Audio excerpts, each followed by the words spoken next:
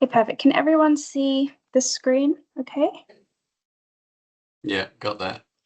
All right, amazing. Okay, so hello everyone. Thank you so much for joining today. So today's session is going to be on recognizing and managing emotions.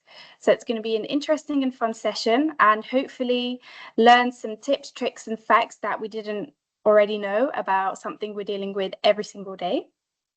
So before we begin, just a little introduction for those who don't know me. Hello, I'm Sophia. I work as a corporate health and wellness specialist with 7 insurance brokers. A little bit about my background. So I've got an undergraduate psychology degree and a postgraduate certificate in specialist adult mental health. I then trained as a mental health and wellbeing practitioner and worked with the UK's NHS for the past 5 years, and then moved to Dubai, and now I'm applying my clinical knowledge to more corporate settings. So again, thank you for joining, and hopefully you enjoy this presentation. So emotions are an important part of our life, but can also be troublesome and hard to understand and manage. They affect our thoughts, behaviors, relationships, and our stress levels.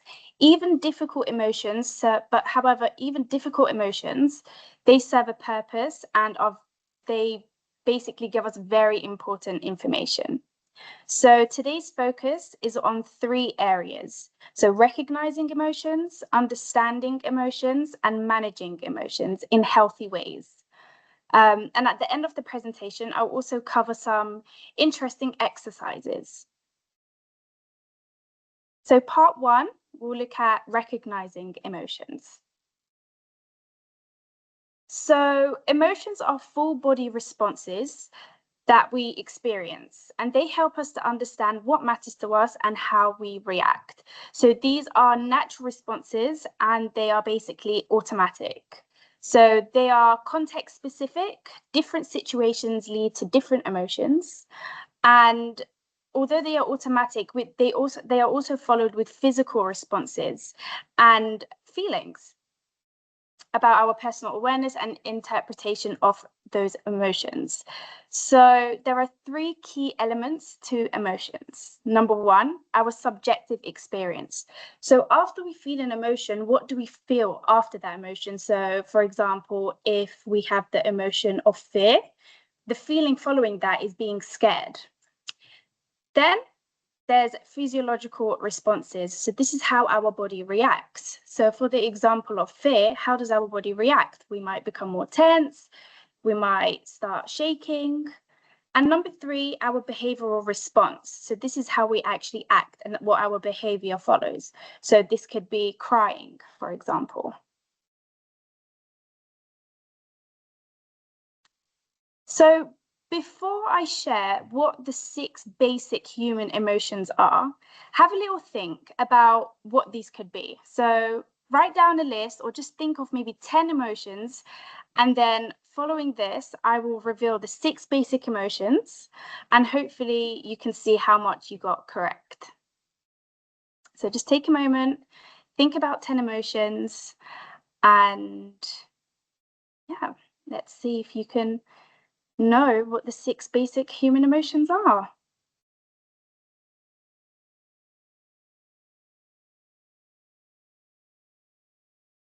I'll give you some time to think about that.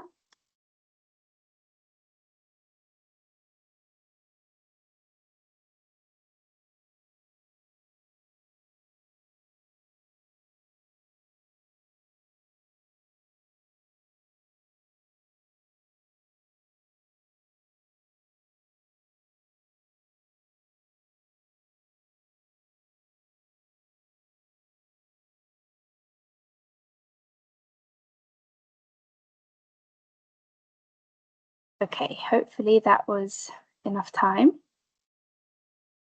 So moving on,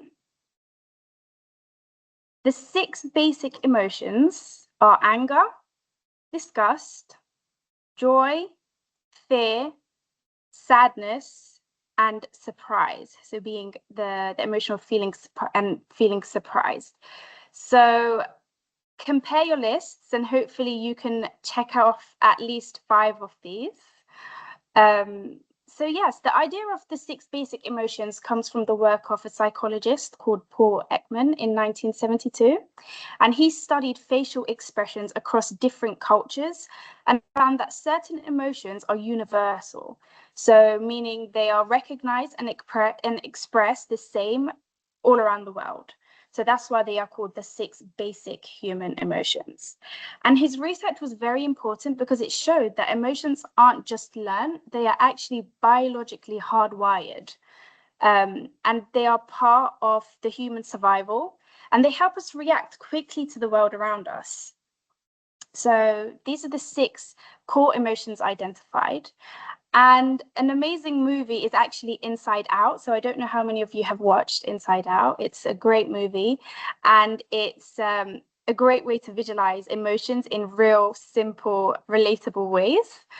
But the one emotion that is not actually included in this movie is surprise. And that is because it's a very brief emotion. So surprise is it often acts as a bridge emotion, and it quickly turns into another emotion. So, for example, fear or joy. So we could be surprised, and then that surprise can lead us to being scared, or that could lead us to being happy and joyful.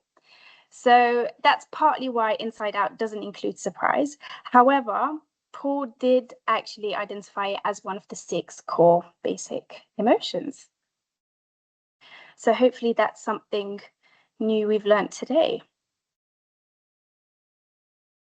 Paul Ekman later expanded his work in 1999 to include a wider range. Oh, skip the slide. To include a wider range of what he called extended basic emotions. So what's interesting here is that many of these are more socially driven emotions, meaning they often depend on how we think others see us or how we compare ourselves to others. And this shows just how emotions become more complex as we move from more basic survival responses, like the 6 core basic emotions I just showed you in the previous slide, to these more social and psychological experiences. So the extended ones are embarrassment, excitement, contempt, shame, pride, satisfaction, and amusement. So the evolutionary theory of emotions, has anyone ever wondered why emotions can feel so intense and hard to control? Well, that's actually because they're hardwired in our biology. Emotions were adaptive to our environment to improve our chances of survival. So according to this theory, emotions like love are adaptive because they promote mating and reproduction, while fear is adaptive because it keeps us safe. So why are my emotions so hard to handle? Emotions are hardwired survival mechanisms designed to keep us safe and healthy. We physically feel them, and they prompt us to take action. So as I briefly touched upon previously, is that physical response of our emotions. When we are angry, we physically feel hot and tense and sweaty. And the survival part of this is, some examples of this can be, the survival part of fear is that fear promotes safety. Disgust, it promotes avoiding contamination. So have you ever been really disgusted or saw a food, like you're about to eat something, but it just didn't look right to you? That feeling of disgust is actually protecting you, and it's avoiding contamination. Joy is a repetition of dopamine, and anger is a response to threat. So they are very important things in our life, emotions, to basically help us survive. So emotions are not just mental experiences, they create very real physical changes in our body. So these are called physiological responses. So, for example, fear, cold, frozen posture, eye staring or tight shut, urge to curl up or freeze, finding it hard to talk.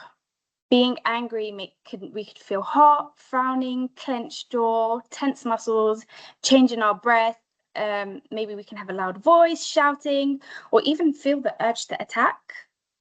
Sadness, We can feel cold, our muscles feel floppy, face droopy, loose jaw, long sighs, lower voice tone, movements can be slow, posture slumped, maybe even feeling that lump in our throat before we cry, and an urge to withdraw.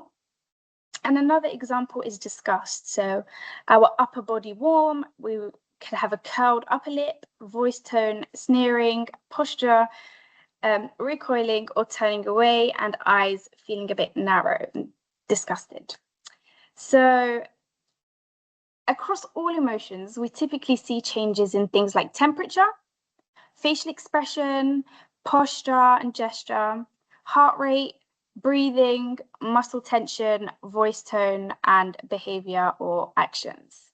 So understanding this helps us notice emotions earlier, not just in our thoughts, but in our body signals too. So a little fun fact is, so our physiological responses are controlled by the autonomic nervous system. So this is the same system in our bodies that actually regulates things like our digestion. So that's why when we're stressed or anxious, we might lose our appetite or have that feeling of butterflies in our stomach. This is because the body is prioritizing survival over digestion. So this definitely goes more deeper and scientific, but just in simple terms, this is a little fun fact and simpler explanation. So moving on to part 2, so understanding our emotions. So our emotions come in 2 parts, primary and secondary emotions. So our primary emotions, these are your initial automatic and quick response and reactions to what is happening without us even thinking. So an example of this is if you win a contest, you might instantly feel surprised. So that's our primary emotion. So primary is number 1, what we automatically feel without even thinking about it. And then our secondary emotion, so these emotional reactions, these are the emotional reactions to our primary emotions. So for example, shouting at someone out of anger, and then later we have that emotion and feeling of guilt. A primary emotional reaction can set off a secondary emotion that can be more intense and distressing than our original emotion. So this is where emotion regulation skills can be very helpful, and identifying the first primary emotion and dealing with it before the avalanche of secondary emotions. So another example is having a bad reaction out of anger. So imagine being really, really angry at someone or in front of a crowd of people and just lashing out and reacting in a way that you wouldn't do usually, but you did because out of anger. Later on, you think about the situation, you replay that situation in your head, and then you feel embarrassed. And that is the secondary emotion. You feel embarrassed because of the way you acted.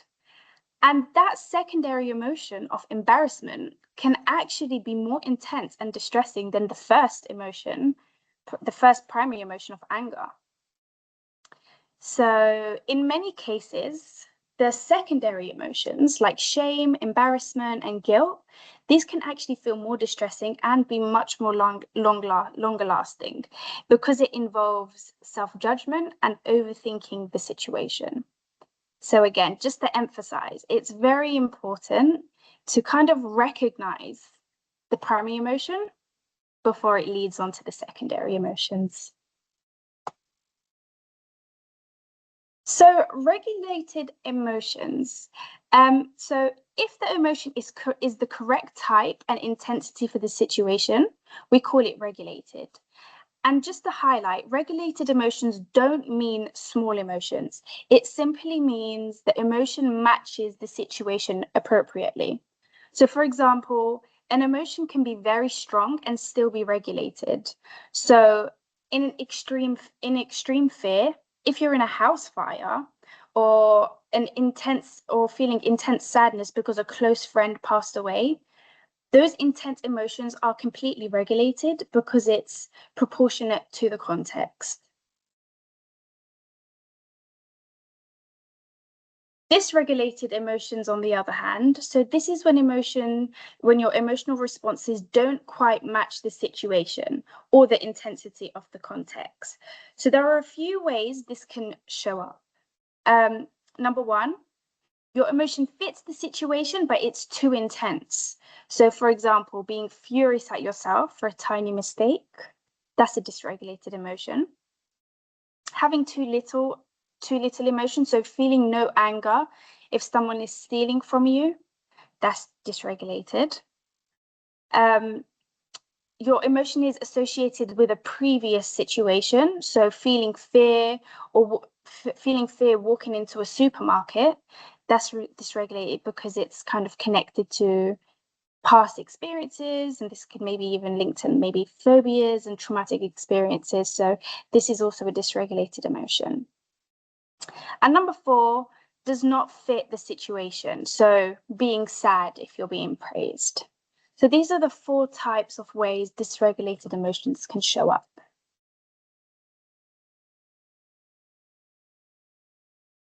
So moving on to part 3, managing emotions.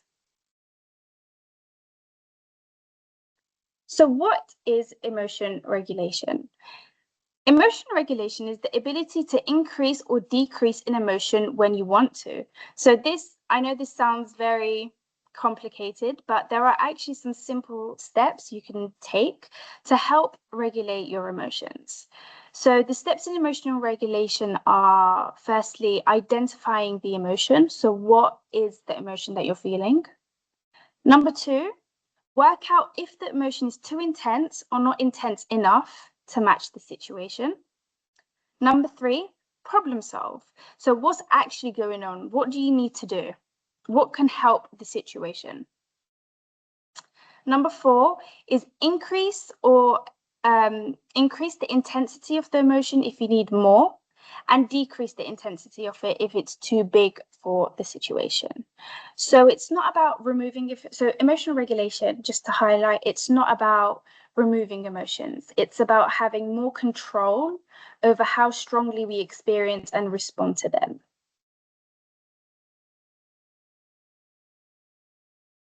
So you might be wondering, how do we increase and decrease emotions? So every emotion is different, so there is no one size fits all, of course. But research suggests that if we act opposite to the specific signature features of an emotion, it will start to come down. So for example, if the emotion is hot, such as anger, the opposite action is to cool down. So in situations, if someone's angry, or if you've been angry and you've heard someone say, okay, maybe you should go cool off, there's a reason why that's being said. Another example is if the emotion prompts you to withdraw, the opposite action would be to actually go out and be with people. So building on what we just covered previously, emotion regulation isn't about switching the emotions off, it's about adjusting the intensity, which can be done by basically acting out the opposite of the features of that emotion.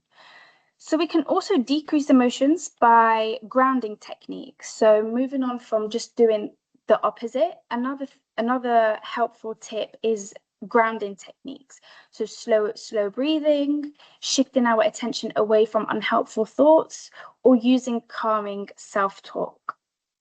So the key idea here is being flexible, being able to dial emotions up or down depending on what the situation requires, rather than being overwhelmed or disconnected from others. So going back to this slide where I covered some of the physiological responses of some emotions, these are the physiological responses. So for example, you can see fear being cold, anger being hot, sadness cold, and loose jaw. So these are just some examples. So if we actually move on and do the opposite, here are some further examples. So the opposite actions for when the emotion is totally inappropriate or too big for the situation. So the idea is, instead of letting the emotions drive the behavior, we deliberately act in the opposite way to help shift the emotional state. So for anger, we aim to cool the body down, relaxing posture, unclenching muscles, slow breathing, and choosing to step away rather than moving towards conflict. For sadness, the opposite action is about gently increasing energy, staying upright, engaging with others, and not withdrawing or isolating. And for fear, we reduce avoidance. So opening posture, steady breathing, speaking instead of freezing, and gradually approaching what feels uncomfortable when appropriate. And again, many things are easier said than done, but just keeping this in mind and trying to step out of your comfort zone time to time when you feel that your emotions are dysregulated, this can help. Moving on to problem solving. So problem solving is about responding to the message behind the emotion, not just reducing how it feels. So an emotion will not just go away if you do the opposite. The reason why we have emotions is because they're actually telling us something very, very, very important, and it will not just go away if we think more positively or cool ourselves down. We need to actually problem solve what the emotion is telling us. So an example of this is if our house is on fire and we feel fear, the opposite action will not help in this situation. So we need to problem solve. We need to get away from the fire. Our go-to skill for regulating emotions is to problem solve what is highlighted to us. So with the combination of regulating our emotions and problem solving, we can have a much more healthier and appropriate approach in dealing with our emotions. So some more examples of problem solving is feeling sad because we've ripped our favorite top. The problem solving for this will be to repair the top or get a new one. Feeling angry that your neighbor parks across your drive, have a word with the neighbor. Feeling guilty that we shouted at our partner, apologize and be kind. So if we ignore the valid part of the emotion, it will continue to just grow stronger. Sometimes people find problem solving very hard, and that's okay because it is hard. Nothing is too easy. Nothing's easy when it comes to emotions, but it does help. Another example for someone who might find problem solving really hard is someone if they feel lonely. So lonely is in the sadness family of emotions, and this can be challenging for them to make friends. However, doing an opposite or trying to put themselves out there, not putting themselves out there, but trying to do other activities and behaviors to distract themselves, like meditation, will not help in this situation.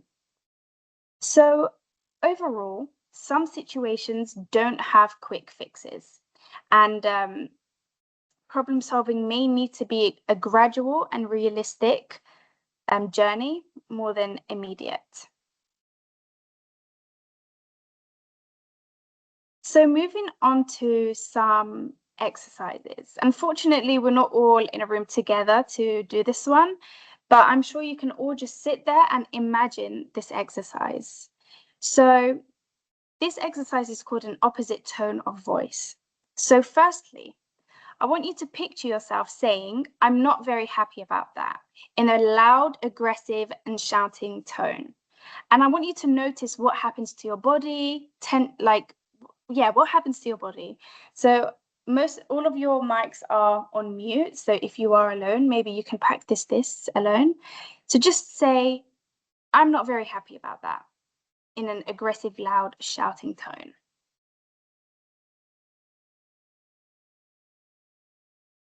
And I'm sure you can notice tension, maybe some clenched muscles, and possibly even a rise in your anger just from the tone of saying that sentence.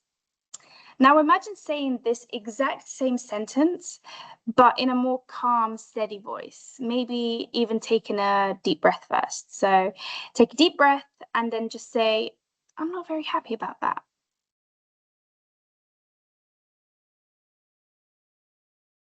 So notice what's changed for you. You might feel more in control, less reactive, and more able to think clearly about problem solving.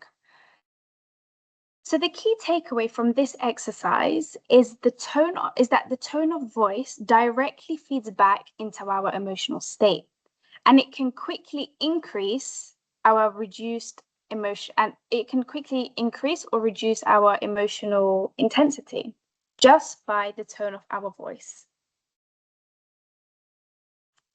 So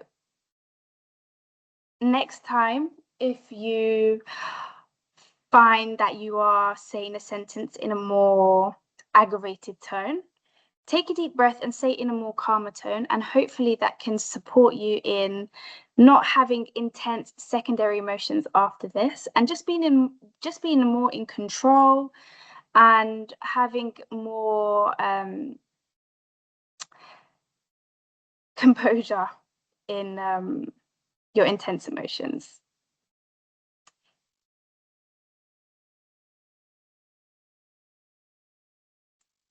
Another very interesting exercise is the opposite facial expressions exercise. So smiling, even when it's fake, can actually make you feel happier, because our facial features and facial expressions, when they are in the shape of a smile, it sends signals to our brain that we are happier. So this happens because of something called facial feedback hypothesis, which suggests that the act of smiling sends signals to your brain that you're happy, and your brain then responds by producing more positive emotions.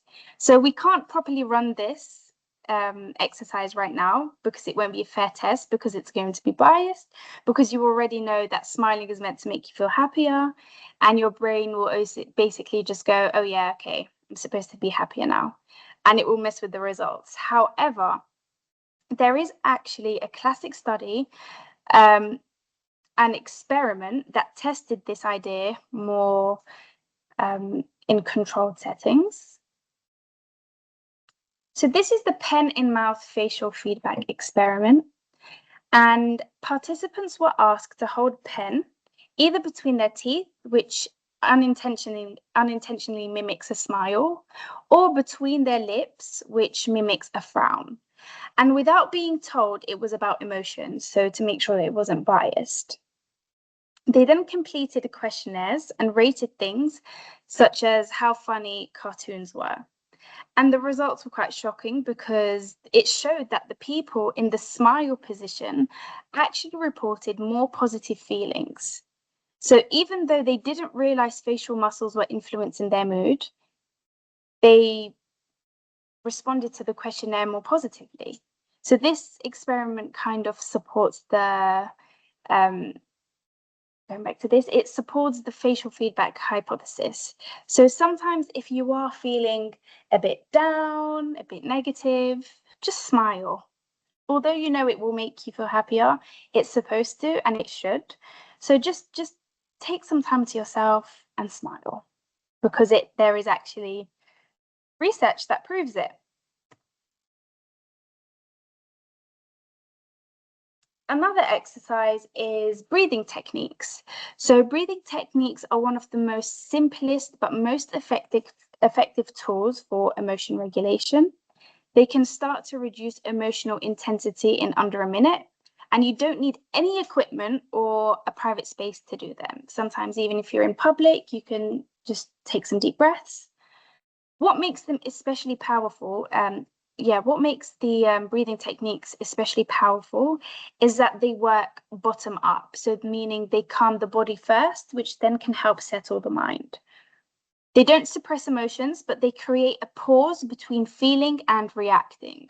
So, and that pause is key. So it gives you the space to choose how you respond rather than reacting automatically. So with breathing techniques, this can be before you react, it can be after an emotion, it can be after an emotion, it can be maybe if it's too late and you've already got the distress from the secondary emotion, just breathe. It can really help settle you. Why breathing is a great technique. That's all covered. And then some recommendations of breathing techniques that I would recommend is number one, box breathing, the physiological sigh, and another one is the 4-7-8 breathing technique.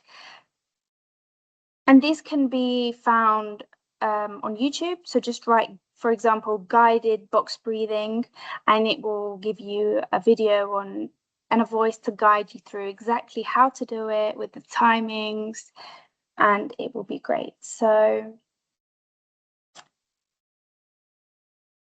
moving on to some more techniques. So here are some additional practical techniques for emotion regulation. The goal is to give yourself different routes to shift emotional intensity in healthy ways. So, for example, engaging in mood boosting activities. These engagements engage in positive action to regulate sadness and low mood. Social connection and seeking support. So this helps in reducing isolation and validates your emotions. So sometimes it's good to just talk it out. If you are feeling down, if you are feeling something that you're not happy with, talking to a trusted person, talking to a loved one, it can really help in reducing the intensity of that emotion and validate your emotions. Journaling, expressive writing. This is another outlet if you maybe don't want to talk to someone. It's an outlet to not suppress your emotions and let it out. Art, music, singing, and sports, these are creative outlets. Muscle relaxation techniques, meditation, and breathing techniques. So these are techniques that can help calm our nervous system. And some more quick tips on sensory tricks. So cold or warm water on our wrists and face immediately shifts our emotional intensity. So a good one is just kind of splashing some cold water on your face. Aromatherapy, scented objects, these can be very calming. And another one is fidget object or a stress ball. So this helps channel our nervous energy. So when we do feel tense and want to clench our fists, a stress ball and fidget objects, they can be very helpful as well. So that is the end of our presentation on recognizing and managing emotions.